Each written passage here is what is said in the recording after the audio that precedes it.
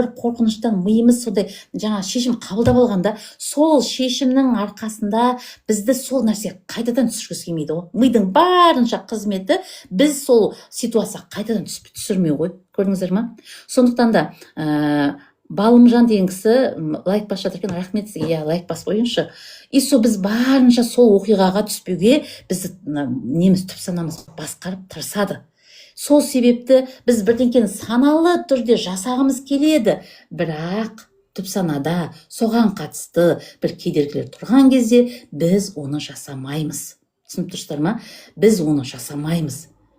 Болады кейде, өзіміз, мен кімнің, Тони Роббинстің семинарында болған кезімізде, ол кісі айтады да, сенің миың, түп санаң бәрін айтады дейді. Дәл осыны айтып тұр ғой. Түп санаң сен жаңағы ол жерге барма, қой, сен ол жерге барсаң елге күлкілі боласың, сен ол мысалы мынандай болады да, сахнаға шыққың келеді, сахнаға сондай қатты, мен мысалы болды балалық шағымда ше, сахнаға біздің кішкентай кезімізде біздің әулет концерт қойды. Сол кезде сол концертке мен де бір өлең айтам деген сондай менің қатты бір арманым болды да.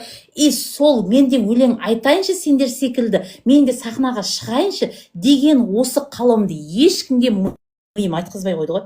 Ешкімге айтқызбай. Сол кезде мен ішімде қалып қалды да. Мен бірақ бір әнге сонша дайындалдым, мен сонша соны айтқым да келді, сонша жаңағы нәрсені жасағым келді, бірақ менің миым не істеген жоқ та.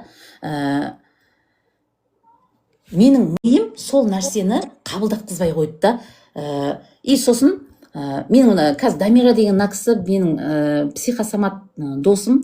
Қазір мен бір күшті бір нені айтып жатырмын ше.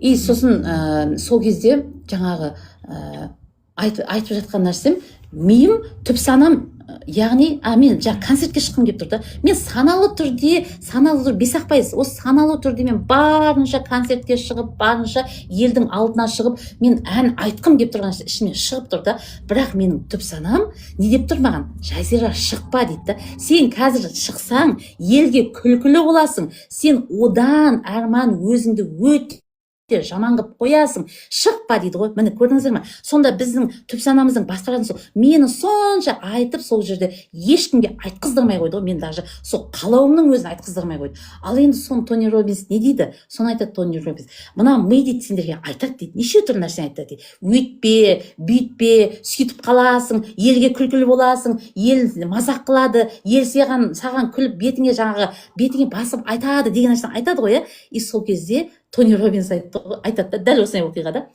рахмет деп айт дейді да, осы түп сананың осыншама айтқан нәрсесіне рахмет дейді. И сөйттағыны өзің саналы түрде не істеуің керек, соған қарай ұмтыл дейді ғой. Міне біздің психосоматикамызды Тони Роббинс осындай бір методпен түсіндірген да. Міне біздің психосоматикамыз осы негізінде. Түп санада тұрған осы қорқыныштан біз аттай алмаймыз. Түп сана сол нәрсеге қайтадан түсіп кетпеуімізді барынша не қылады, қолдайды. Барынша түп сана сол нәрсеге түсіп кетпеуімізге жағдай жасайды ғой.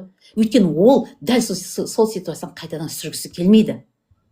Көрдіңіздер ма? Сондықтан да не жағдай болса да біздер осы нәрсені білуіміз керек. Саналы түрде қалап атқан нәрсеміз всегда бола бермейді. Егер ол дәл соған қатысты түп санада бір кедергі болса. Ал сол кедергіні табу біздердің жұмысымыз, психосоматтардың жұмысы.